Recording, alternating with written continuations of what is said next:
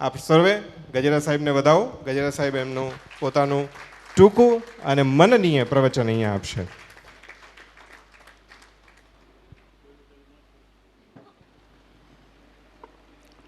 પૂજ્ય શ્રી ગીતા દીદી, વડીલ શ્રી દવે સાહેબ, સરલાબેન, ડૉક્ટર સંજયભાઈ, અમારા સેક્રેટરી નિલેશભાઈ, નીતિનભાઈ, પલકબેન, આપ સર્વે આઈએમના મેમ્બર્સ અને બહેનો. નીતિનભાઈ ઘણું બધું કહી દીધું, પણ દવે સાહેબની જે ઇન્ટરનલ અમુક વાત હોય, અમે લગભગ 67થી 68થી સાથે છીએ. સાયન્સ કોલેજમાં પણ મારાથી એક વર્ષ આગળ હતા, MBBS અંડર ગ્રેજ્યુએટમાં પણ મારાથી આગળ હતા, અને પીજીમાં પણ હોસ્ટેલમાં અમે સાથે હતા અને એક વર્ષ આગળ હતા. બહુ સાથે કામ કર્યું છે. પાછા અહીંયા ભેગા થઈ ગયા કરતાં ભટકાઈ ગયા એકબીજા. એટલે ખૂબ જ આનંદ કર્યો છે, કામે એટલું કર્યું છે. એટલે અમુક વાત એવી છે કે તમને માયનામાં ન આવે કે આ દવે સાહેબ આવું કરી શકે. કાંઈ પણ આઈએમએનો પ્રોબ્લેમ હોય, આપણે જનરલી અત્યારે જોઈ રહ્યા છીએ, એટલે લાંબા ટાઈમથી બધા જોઈ રહ્યા છે કે કોઈ પણ વાત હોય, કોઈ પણ પ્રશ્ન હોય, તો પહેલાં બધા વિચારે ભાઈ કે આમાં મારે શું અથવા તો મારું શું, અને એ પ્રશ્ન તો જ સામી વ્યક્તિ હાથમાં લે કે એ બેમાંથી એકમાં કાંઈક એને સ્વાર્થ હોય તો.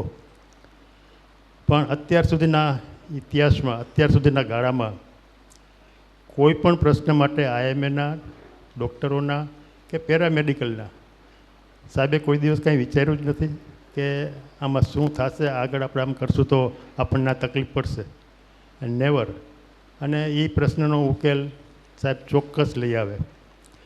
એટલે આટલા વર્ષોથી ડૉક્ટરોના વડીલ તરીકે, ડૉક્ટરોના ગાઈડ તરીકે સાહેબે વાત કરી છે, જે કામ કર્યું છે, અને એના માટે જ અમને ઈચ્છા થઈ છે કે ભાઈ જો સાહેબ નિવૃત્તિ લેતા હોય તો આપણે એનો એક સમારંભ તો રાખવો જોઈએ આઈએમએ વાળાએ, અને થોડું ઋણ અદા કરવું જોઈએ.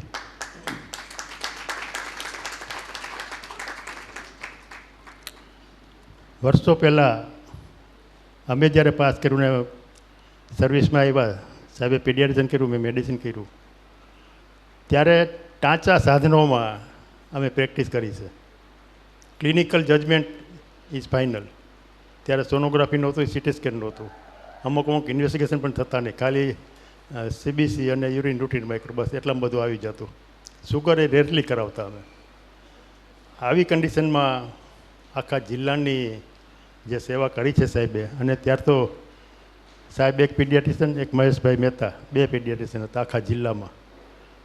છતાં પણ રાતને દિવસ કાંઈ પણ જોયા સિવાય કોઈ પણ સિરિયસ પેશન્ટ હોય, કોઈ પણ પીડિયાટ્રિક પેશન્ટ હોય, કોઈ દિવસ ના નથી પાડી. અને મેં જોયેલું છે કે ભાઈ આખી રાત ઇન્ડોર પેશન્ટ કર્યું હોય ને હાથ ઝાલીને સવાર સુધી બેઠા હોય એવા દવે સાહેબ, એનું સન્માન ન કરીએ તો જ આપણે પેલું કહેવાય. અને થોડા ટાઈમ પછી ઇન્ડોર પણ કર્યું સાહેબે, એને લલિતભાઈ ભેગા થઈને 2 વાગે રાતે ડ્યુટી બદલે, રાતે 2 વાગે લલિતભાઈ આવે, સાહેબ જાય, અને સવારે 6 વાગે પાછા સાહેબ આવે જાય અને લલિતભાઈ જાય. આ રીતની પ્રેક્ટિસ જે તે વખતની, આવી પ્રેક્ટિસ કરીને આ આખા જિલ્લાની સેવા કરી છે. અને ત્યારનો ચાર્જ તમે સાંભળો તો તમને એવું લાગે કે આવું કરાય જ નહીં, હું કામ આ કર્યું? તમે અમને બધા ગાયરું દે કે ભાઈ તમે આ કર્યું ને, ન કરવું જોઈએ એમ. નવો કેસ 15 રૂપિયા, જૂનો કેસ 5 રૂપિયા, બોલો. અને પણ BK મહેતા સાહેબ છે, એ હજી મને ભેગા થાય ત્યારે કહેતા હોય, સાહેબ કે પૈસા મળે છે પણ પહેલાં જેવી મજા નથી આવતી. જે પ્રેક્ટિસ કરવાની મજા હતી, બિંદાસ પ્રેક્ટિસ કરતા, કોઈ દિવસ કાંઈ ટેન્શન નહીં. કોઈ પેશન્ટ કોઈ દી અમને પૂછે નહીં કે ભાઈ આ પેશન્ટને અમારે મારીને શું થયું હતું, બાપા કેમ ગુજરી ગયા, કોઈ દિવસ નહીં. ડેડ બોડી લઈને હાલતા થઈ જાય. ત્યારે રેફરન્સનો પણ જમાનો નહોતો. રાજકોટ અમદાવાદમાં પણ એટલી બધી ફેસિલિટી નહોતી. એટલે પેશન્ટ પોતે જ એમ કહેતા કે ભાઈ અમારે ક્યાં આગળ જવું નથી, અહીં નહીં કરીએ, જે થવું હોય ભલે થઈ. આવી પ્રેક્ટિસ દવે સાહેબના વખતમાં હતી. ત્યાર પછી ધીમે ધીમે આઈએમએની સ્ટ્રેન્થ વધતી ગઈ, ડૉક્ટરો વધતા ગયા અને પ્રોબ્લેમ પણ ઊભા થતા ગયા. કદાચ જે 2-3 ઘટનાઓ સાહેબની બતાવું તો તમને એમ લાગે કે ના ના, જો દવે સાહેબ ન હોત તો આ પ્રોબ્લેમ સોલ્વ ન થાત.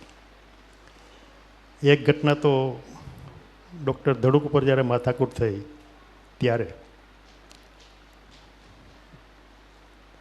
જે આપણી સામે હતો એને પોલીસ સ્ટેશનમાં જ અમે બે જઈને ખખડાવી નાખ્યો. એટલે એ પ્રોબ્લેમ અમે હિંમતથી ટેકલ કર્યો અને એમાં આપણે સક્સેસ ગયા. બીજો પ્રોબ્લેમ ડૉક્ટર સાવલિયા વખતે ગાયનેકોલોજિસ્ટ ત્યારે થયો. ત્યારે પણ ડૉક્ટર દવેએ આખો કેસ એ રીતે હેન્ડલ કર્યો. એમાં પણ આપણે સક્સેસ ગયા. એટલે હિંમત જો કોઈને શીખવી હોય તો એક ફેર દવે સાહેબ 2-3 દિવસ અડધી કલાક ટ્યુશન લઈ આવે તો આપણને ખબર પડતી કે આપણે શું કરવું. ત્રીજી હિંમતની વાત કરું, કોઈ એવી હેલ્થની સ્કીમ હોય, ગવર્મેન્ટની કોઈ સ્કીમ હોય તો કલેક્ટર ઓફિસમાં અમારી મિટિંગ હોય. આઈએમએના પ્રમુખ તરીકે હું, પીડિયાટ્રિશિયન તરીકે એ હોય અને સામે હેલ્થના બધા ઓફિસર હોય ને આ બાજુ કલેક્ટર ને ડેપ્યુટી કલેક્ટર ને ડીડીઓ બધા બેઠા હોય. એમાં એક ડીડીઓ આમ પોતાને જરાક મોટો ઓફિસર માનતો હતો. અમે હું ને સાહેબને બધા સામે બેઠા, એ અમારે સામે બેઠો હતો. આ બાજુ શોભનાબેન હતા. એણે કીધું ભાઈ સરકારની સ્કીમ છે, આ પ્રોજેક્ટમાં પ્રાઇવેટવાળાઓએ આટલું કામ કરી દેવું. એટલે દવે સાહેબે કીધું કે ભાઈ પ્રાઇવેટમાં આટલું થઈ શકે એમ છે, આટલું તમે કહો છો એટલું બધું થઈ શકે એવું નથી.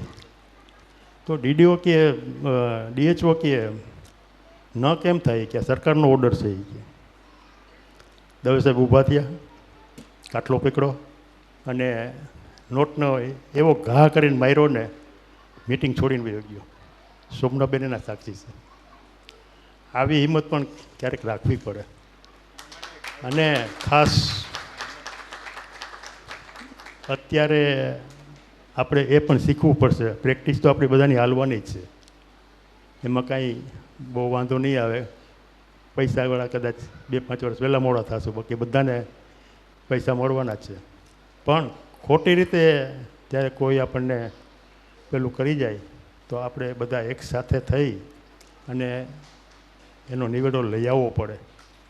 તો આ ફંક્શનનો એક હેતુ એ પણ છે કે અમારી વખતે શું હતું, અત્યારે શું છે, ભવિષ્યમાં આપણે શું કરવું જોઈએ.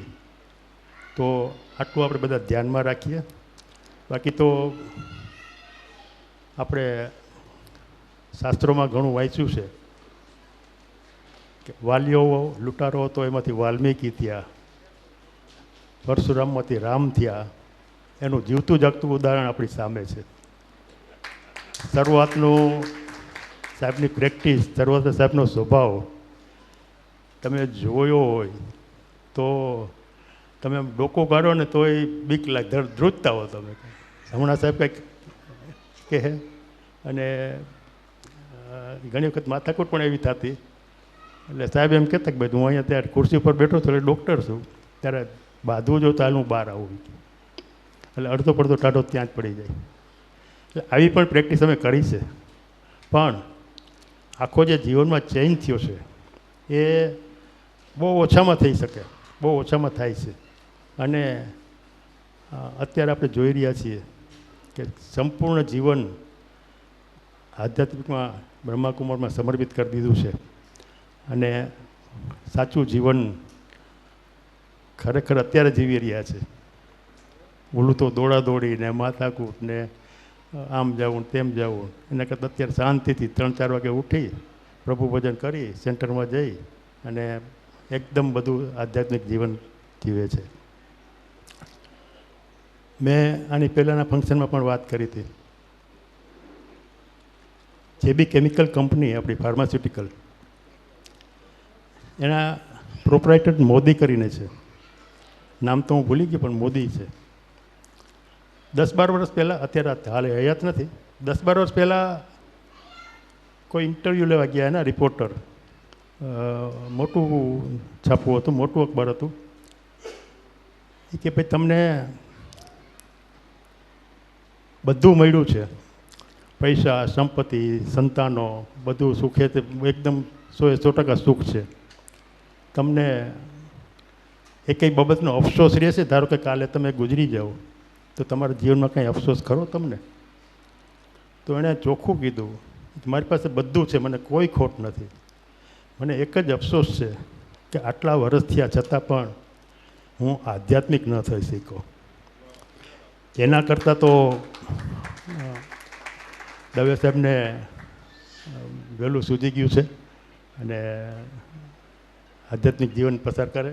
આપણે ઈશ્વર પાસે પ્રાર્થના કરીએ ખૂબ ખૂબ લાંબુ આયુષ્ય ભોગવે.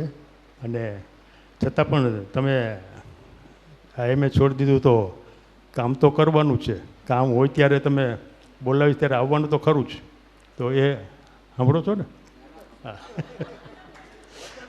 હા બસ. એટલે ગમે ત્યારે એવું યાદ કરો. હા, હમણાં અમે 4-5 દી પહેલાં વાત કરતા હતા, કોણ અમારી સાથે, તમે જ હતા કે નહીં, કે ભાઈ 70 વર્ષ પછી વોલન્ટરી રિટાયરમેન્ટ ડૉક્ટરોએ લેવું જોઈએ. આપણે નથી લેતા અને ખરેખર લેવું જોઈએ. પેશન્ટના ફાયદામાં છે, આપણા ફાયદામાં તો છે જ. ફિઝિશિયનોનું મગજનું હાલતું હોય 70 વર્ષ પછી અને સર્જનોના હાથ ધ્રુજતા હોય. એટલે સમજીને છોડી દે પ્રેક્ટિસ, અથવા તો ખાલી ઓપીડી હલાવે અને આનંદ કરે, એ મારી દૃષ્ટિએ વધારે બહેતર રહેશે. તો જોઈએ આમાંથી કેટલાને એ મનમાં બેસે છે. પહેલાં તો હું જ છું કે હું હજી મારી પ્રેક્ટિસ ચાલુ રહી ગઈ છે આટલા વર્ષ થયા છતાં પણ હું જોશું હવે આમાં પછી શું છે, એવું કાંઈ કરીએ તો ઘરે માથાકૂટ પછી. હા, ઓલા રોજ સાંજે આપણે દેતા ને ભાઈ આજે આટલા આવ્યા પછી શું દેવું. એટલે આ તકલીફ આ છે. તો બધાને તકલીફ, કોઈ કહે કોઈ ન કહે, એટલે આવું ચાલતું હોય છે. તો દવે સાહેબને, સરલાબેનને ખૂબ ખૂબ શુભેચ્છા. ખૂબ લાંબુ જીવે, ખૂબ આનંદથી રહીએ અને આઈએમએની સેવા અવિરત ચાલુ રાખે, એ જ આપ પાસે ભગવાન પાસે પ્રાર્થના. Thank you very much.